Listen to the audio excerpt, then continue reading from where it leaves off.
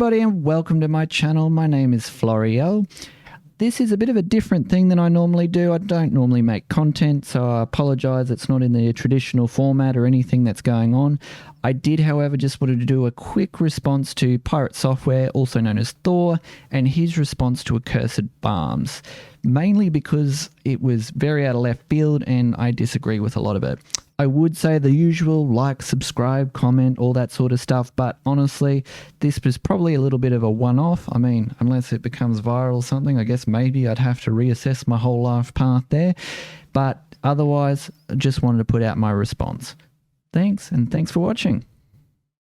So let's go into how this works and why this is an issue to me. Under its own description, it says, this initiative calls to require publishers that sell or license video games to consumers in the European Union or related features and assets sold for video games they operate to leave said video games in a functional playable state. Specifically, the initiative seeks to prevent the remote disabling of video games by the publishers before providing reasonable means to continue functioning of said video games without the involvement from the side of the publisher. This isn't always possible in all video games. Everything happens on the server. The client just displays it. And the reason we want to do it that way is so that you can't teleport around and do 1 billion damage. You don't trust the client. You trust the server. The client just displays what it's told, right?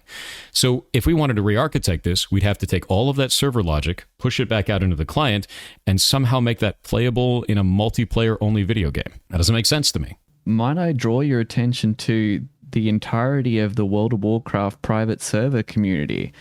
I mean, can't even be that hard considering they didn't have support in the early days, and I distinctly remember around World of Warcraft Burning Crusade era, and I was able to follow simple instructions to run a Hamachi client and able to run a WoW private server for me and my friends to actually play on. Now, I'm not saying that's a comparable experience to the World of Warcraft live service, but you certainly have comparable experiences such as Nostralius, the Elysium Project, if I'm saying that correctly as well.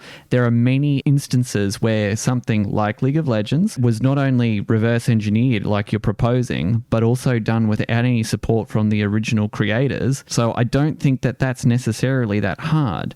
Also, it doesn't drive at the deeper point. Live service games, just as a base, are not necessarily good. There is absolutely an argument to be made that the practice should and could be killed, that it is damaging the industry and is eroding consumer value.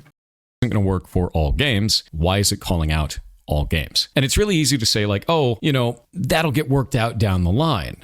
But we're dealing with government here.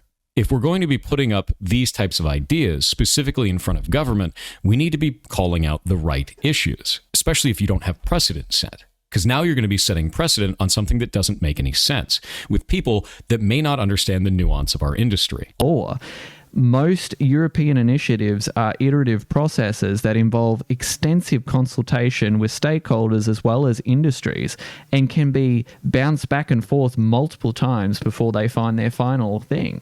This idea that somehow it needs to be this perfect idea from the get-go, especially from citizens, is really, really off base. Absolutely, there is potential here for it to be a market disruptor. Absolutely, it has the potential to cause trouble for game industries.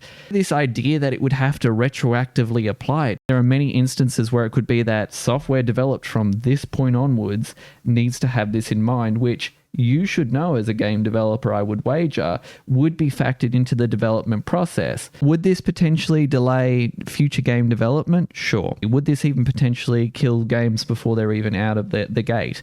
In the AAA space, absolutely, sure. However, there is an argument to be made that that's worth it. We don't necessarily need these live service models. I can't agree with that. So let's go into why this is happening, right? So why did this start in the first place? What is these specific cases they've called out that are egregious? And they have one. It's The Crew. So action on The Crew. The video game The Crew, published by Ubisoft, was recently destroyed for all players and had a player base of at least 12 million people. Due to the game's size and France's strong consumer protection laws, this represents one of the best opportunities to hold a publisher accountable for this action. If we're successful in charges being pressed against Ubisoft, this can have a ripple effect on the video games industry to prevent publishers from destroying more games. First off, I don't like the idea in this that it has a player base of 12 million people. That is not how long-running games work. There is a large number of people that buy the game, and that player base slowly dwindles off until nobody is playing it anymore. If there's any costs associated with keeping the game online, which this was an online video game, then eventually it costs more to keep it online than it does to keep running it, right? So the cost outweighs the amount of income for it. There are bad business practices that can occur in there. Yes, but this isn't really the argument that's being made, though, isn't it? Because presumably if this was to become precedent, the idea behind the design would be that you would design it from the outset, that once it hits its end life cycle, that it would switch over into something that could be run as a single-player game. Therefore, there would be no ongoing costs. Arguably, there would be even an economic argument to make that there would be a potential savings for something like this as well. You're kind of conflating the amount of people that bought a game and the amount of people currently playing it. Do I think that there is 12 million people currently playing The Crew? No, I do not. I think if that's the argument that you're trying to make, Thor, then absolutely, I agree. That's not true. However, there is an argument to be made that if I purchase a product, that I should be able to use that for the life of how long I hold that product. That's the argument, that if you buy the software, will you use it every single day? Probably not. Will you necessarily use it every single year? Also probably not. But that's immaterial. When I buy the software and I want to use it for the rest of its life, I should have to, otherwise you have sold me a fraud. I want to have the ability to play these games. There are companies that will sell a online-only game as a single-player experience and kind of just put it into the TOS and hide it. But not all companies do that. When they do, we should be calling out that specific company, not all companies. So let's take a look at this and find out more about it. Except that's just not how things work. That is what regulation exists in the market for. It's quite stunning to me as someone that worked at Blizzard. I believe there was an old quote. I can't remember exactly where it came from. MMO players, given their opportunity, would optimize out the fun of the game. There are many times where consumers driving the market can drive that market into a bad place. And that is where government regulation should go in. These things are called dark patterns for a reason. If they were easy for humans to circumvent or easy for humans to ignore, we wouldn't call them dark patterns. We would call that crappy company number A that I'm never going to again. But these things play on the human psyche, often have deep psychological drivers built in, and actually appeal to the weaknesses of the human mind. Those things should be legislated out. They're anti-consumer, and in the long run, they're actually anti-competition and anti-gaming industry as well, because what you end up with is destroying the very thing you claim to love. The Crew itself. And if we pull up their Wikipedia, we can see that The Crew was actually created in 2014, which, much to the hatred of all of us oldies on the internet, was 10 years ago. Oh. So this was an online-only racing video game developed by Ubisoft Ivory Tower and Ubisoft Reflections and published by Ubisoft. So all Ubisoft, right? With that in online-only experience. But everything that I found online shows that the game was always marketed as online-only. If it's online-only. If it's a single-player experience. But see, look, I'll agree with you with The Crew in the sense that I don't expect it to be maintained as an online thing. However, it should still be available for people to play in perpetuity. Let's not forget that you're ignoring stunning examples from the very same company. I distinctly remember Assassin's Creed 1, 2, and 3 were distinctly single-player experiences. I could go on, play it. I didn't have to download shit. I didn't have to interact with any humans. And theoretically, I think I still have some of the CDs for Assassin's Creed 1. I could go and get that today and potentially play that as well. I can't do that with the latest two titles. Play Assassin's Creed Valhalla. I have to be online. There's currency in my single-player game. There are even items that rotate out of an in-game cash shop, which also arguably make the experience worse. There is tons of forced player interactions where I don't want there to be forced player interactions. These aren't good experiences, and arguably they're not needed. I don't want to play Assassin's Creed Valhalla for the rest of my life. I want to, when I play a single RPG game, I want to have an experience, enjoy a story, go from the start to the middle to the end, and then when I finally finish it, I want to put it down and go, I've done that story. This is where it does happen. We should call out that, not just all games and not all live service games. Further, why not? This is how legislation works. This idea that somehow we shouldn't legislate against specific things. And also, I'm sorry, what does a call out do? There is this sort of practice has been called out in gaming industry for a long time.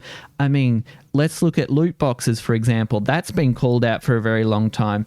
It still exists. It's been marketed to children, which we even have studies showing that loot boxes to children damages their brain. It still exists. It's still a very big industry. Calling out does nothing. The idea of saying, oh, I don't like that, or voting with your wallet, I'm sorry, but it does nothing. This is a case where clear government legislation needs to come in. And I honestly think that the European Union start is not enough. It needs to be more. There's more context to this, too. The Crew itself came out in 2014, but it actually had a sequel that came out in 2018. And then it had another sequel that came out in 2023. And if we go to the Crew's SteamDB, which again is not going to be all of the player base for this, it's only going to show the ones who were playing it through Steam. It was on multiple platforms. And we look at the max here, it did start out with a sizable amount of community. And then it degraded. And it had a major drop-off in 2018, which is the same year that it launched a sequel. This is normal. When a sequel comes out, a lot of the player base, if the sequel doesn't suck, will move over to it. And then the servers effectively die. Absolutely. And the same way that when the sequel or prequel in a book comes out, a lot of people will go and read that book, which would mean that there are necessarily less people not reading the previous one. That does not mean that people don't want to go back and reread the previous one. This argument that somehow that concurrent player base is indicative of anything, it really isn't the argument. The argument is I paid for a game, I should still be able to continue to play that game. And that predatory live service models are not good for the gaming industry or games as a whole. Now, I'll admit there are grey areas where things get a bit hazy around the edges, but this is not it. You're talking everything, like even phone games, as funny as that is. A lot of people don't realize that phone games require online-only activity. What about things like Pokemon Go? What about stuff like Monster Hunter Now? What about any of these? We'd never get any of them. And that's why I think this needs to not be vague. Not everything has to be a live service. And just because something is not a live service doesn't mean it wouldn't exist as a single player. Would there be potentially games that would not exist? Sure. But would there potentially be experiences that exist that are then replayable and enjoyable? Also, I think is a possibility. You are deliberately ignoring that reality in service of your point. About the business practice it's trying to defeat, which is specifically companies that are doing this under the guise of it being a single-player game, but adding online-only functionality that is not necessary and doesn't add any gameplay elements. That's the problem. So now we're going to go to Ross, otherwise known as Accursed Farms, the creator of this initiative, and one of the ones that's pushing it the most online. I'm going to let him say exactly why he thinks that this will go through very easily and why it is important, and then I'm going to tell you why I don't agree with it. Comes law in the EU? Yeah, it might be. Now, it's not a guarantee, but I think if we get the signatures, this passes. Why do I say that? Well, it's a few factors. Politicians like easy wins, and this doesn't require them to do much at all. And unless it involves gambling or protecting children, politicians generally don't care about video games. So this isn't of big consequence to them or most of their constituencies. I'm going to stop it there for a moment. The assertion that politicians just like easy wins, so this legislation will go through, or that politicians don't care about a multi-billion-dollar global industry and that it doesn't matter to their constituencies is incredibly absurd to me. I don't think this is the right direction at all for a movement like this. I think it's incredibly damaging and it makes our entire industry look bad, both on the player side and the developer side. If we're going to be putting forward anything that may eventually turn into legislation, it should be passing because it's the right thing to do for consumers and developers and that there's some kind of a middle ground, not just because it's an easy win.